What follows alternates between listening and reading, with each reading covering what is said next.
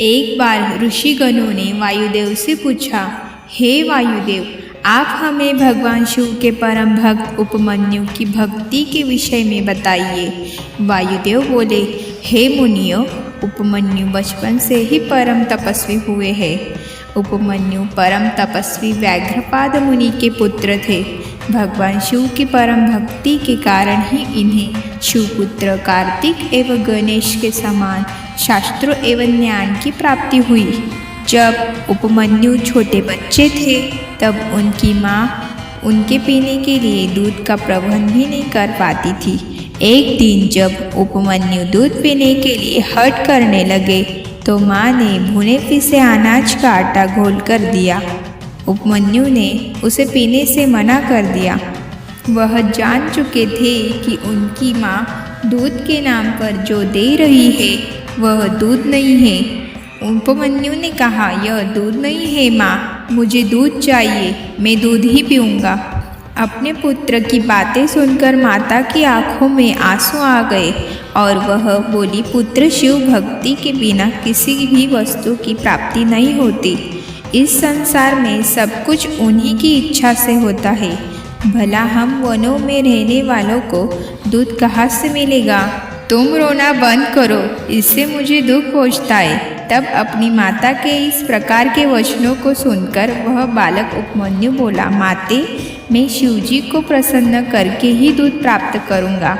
आप मुझे बताइए, शिव कहाँ रहते हैं और कैसे प्रसन्न होते हैं? तब माता बोली, बेटा, भगवान शिव तो सर्वत्र विद्यमान है। वे ओम नमः शिवाय मंत्र द्वारा प्रसन्न होते हैं। माता ने समझाकर उपमन्यु को शांत कर दिया, परंतु बालक का जिज्ञासु मन शांत न हुआ। उसने अपने मन में शिवजी के दर्शन करने का निश्चय कर लिया था।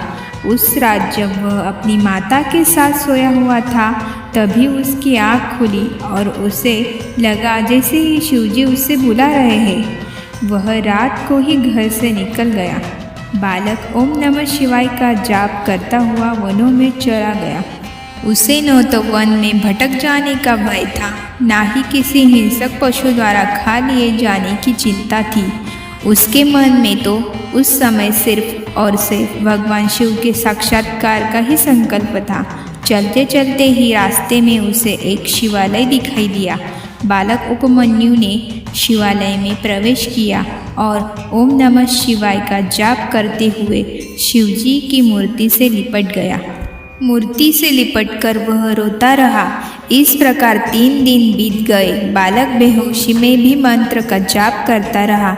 एक पिशाच ने उस बालक को बेहोश देखा तो वह अपनी भूख शांत करने के लिए उसे उठा के ले गया, परंतु शिव कृपा से एक सांप ने आकर पिशाच को डस लिया। जब वह होश में आया तो अपने को शिव मूर्ति के सामने न पाकर वह दुखी हुआ। वायुदेव बोले, हे ऋषिगण, बालक उपमन्यु रोते हुए भगवान शिव को ढूंढने लगे। उस समय वह भूख और प्यास से व्याकुल था। भगवान शिव ने जब दिव्य दृष्टि से देखा कि उनका परम भक्त उपमन्यु उनके दर्शनों के लिए भटक रहा है तो वे तुरंत उठकर जाने लगे। तभी देवी पार्वती जी उन्हें रोककर पूछने लगी, स्वामी, आप कहाँ जा रहे हो? तब शिवजी बोले, देवी, मेरा भक्त उपमन्यु मुझे पुकार रहा है। उसकी माँ भी रोते हुए मुझसे ढूंढ रही है। मैं वही जा रहा हूँ। शिवजी यह बता ही रहे थे कि सब देवता वहाँ जा पहुँचे। उन्होंने भगवान शिव पार्वती को प्रणाम किया और उनके संसार में अमंगलकारक दुर्भिक्ष का कारण पूछा।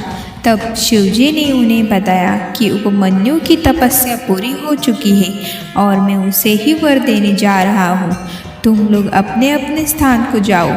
यह कहकर शिवजी ने देवराज इंद्र का रूप धारण करके ऐरावत हाथी पर सवार होकर बालक उपमन्यु के पास गए।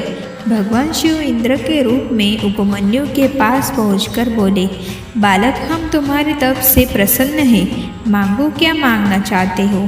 उपमन्यु ने हाथ जोड़कर देवेंद्र को प्रणाम किया और बोला, हे देवेंद्र, आप मुझे भगवान शिव की भक्ति और श्रद्धा प्रदान कीजिए। यह सुनकर इंद्र रूपी शिव जानबूझकर अपनी निंदा करने लगे। यह सुनकर बालक उपमन्यु को क्रोध आ गया और उसने उन्हें उसी वक्त वहाँ से चले जाने के लिए कहा। उपमन्यु की शिव भक्ति से प्रसन्न होकर शिवजी ने उसे साक्षात दर्शन दिए। शिवजी को सामने पाकर उपमन्यु उनके चरणों में गिर पड़ा और उनकी स्तुति करने लगा। तब उसे गोद में लेकर शिवजी बोले, उपमन्यु, मैं तुम्हारी भक्ति से बहुत प्रसन्न हूँ।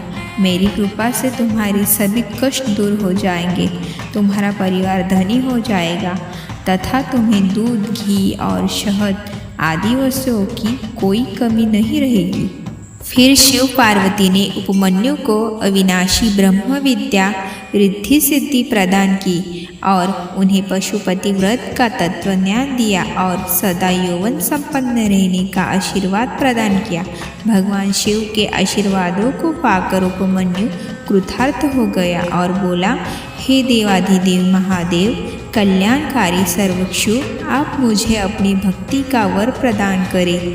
मैं संसार में आपकी भक्ति का ही प्रचार प्रसार करूँगा। शिवजी ने प्रसन्न होकर कहा, बालक, जैसा तुम चाहोगे वैसा ही होगा, तुम्हारी सभी कामनाएं पूर्ण होंगी। यह कहकर शिव देवी पार्वती सहित अंतर्ध्यान हो गए और उपमन्यु प्रसन्नतापूर्वक घर लौट आया।